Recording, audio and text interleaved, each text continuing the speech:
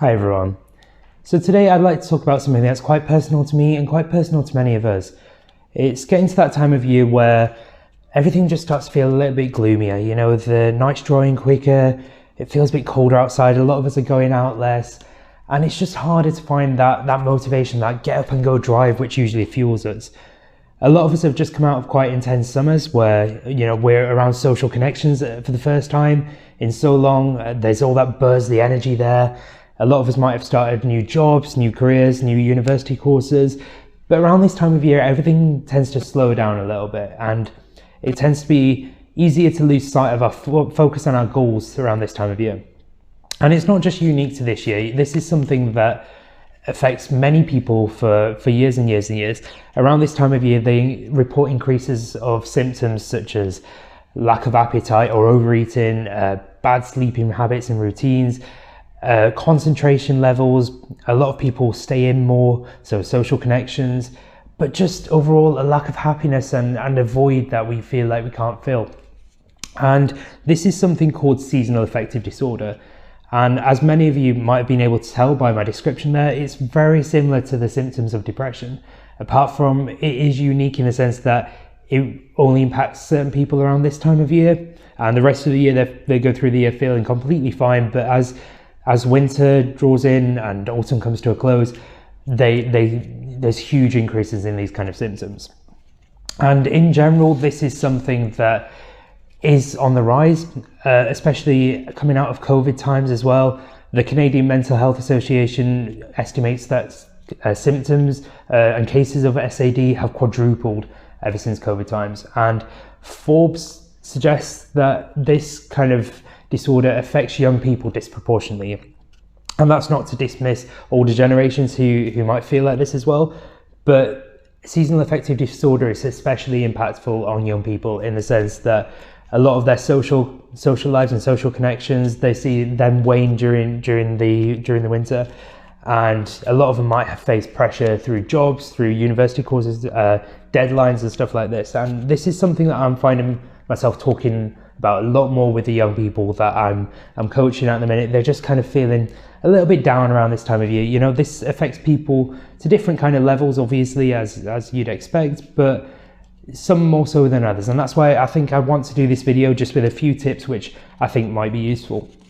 This is something that has always affected me ever since I was young, but especially when I was at university, this is something which would affect me a lot. I'd find that kind of lack of motivation around this time of year to go about my deadlines, to go about my general goals, and just kind of like staying in more, not really socializing as much. You don't have the same energy which usually fuels you. And I'm noticing a lot of friends reporting it this year as well. They're feeling the same sort of way. But also people in the workplace, it affects all of us to different degrees. But I think it's also important to look at the things that we can do. We don't have control over all these kind of factors, but we do have control over our own routines, our habits, and the things which are going to be conducive to our mental health around this time of year. So I just want to go through a few solutions that might be useful for some of you. So the first one is getting as much sunlight as you possibly can. There's a lot of theories around seasonal affective disorder, and a lot of them tend to focus on that the seasonal affective disorder is caused by an increase in melatonin in our bodies, and this kind of thing, it's a sleep chemical, and that's affected by sunlight as well. A lot of us find ourselves sleeping a lot more, which affects our energy and motivation and daily routines. But yeah, getting as much sunlight as you possibly can. I know it's difficult around this time of year to get out and about, but just going on short walks, short brisk walks, wrapping up warm, taking a hot chocolate with you, and taking vitamin D supplements. These are really important. This is a chemical effect, and it is important to address it, to address that balance first, give our mental health and well-being the best possible chance of getting that energy we need to fuel us throughout the winter. So yeah, taking these walks, getting as much sunlight as we can, and taking vitamin D, that's going to be important. I think it's also important to look at our habits around this time of year. So as I said, a lot of us might report that we're sleeping more, especially because we have darker days and stuff like this, but just try and find that motivation to get as much sleep as you need, but also keep it in check. You know, like if you find you're a 6-hour person generally throughout the summer, then try and get around 6-7 hours of sleep during winter as well. You know, try not to sleep longer than 8 hours unless there's a medical reason for you to do so, but just try and keep that in check, and just think about your daily routine, your daily structures. Try and add a bit of light and fun into it if you can. You know, just try and keep those habits and routines under control. Make sure that you're drinking water as much as you can. All the things that you do throughout summer, basically transfer them over to winter. It might sound obvious, but a lot of us lose sight around this time of year. We think, oh, there's no point, it's winter, it will be easy to overeat. I know I'm guilty of it, but just make sure that you're keeping these things in check and you've got as much of a routine and structure in place as you possibly can around this time of year. I think it's also important to think about our social connections at this time of year. A lot of us will be tempted to stay in more and hibernate throughout the winter, but try and meet up with friends, try and meet up with family, try and talk about these kind of problems and issues, and you'll find a lot of the time that you're not by yourself. Having that support network around you this time of year, that's going to be crucial going forward.